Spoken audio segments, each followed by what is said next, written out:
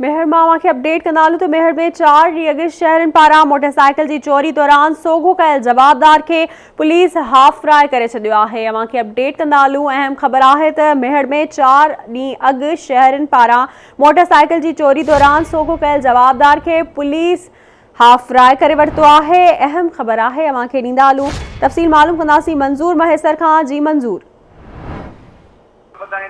मेहर police पारां 4 ॾींहं अॻु मेहर जी मदीना कॉलोनी मां मोटरसाइकिल चोरी के इल्ज़ाम में गिरफ़्तार थियल नौजवान अमीर अली सोलगी खे जोही भरिसां हाफ फ्राई करे छॾियो आहे।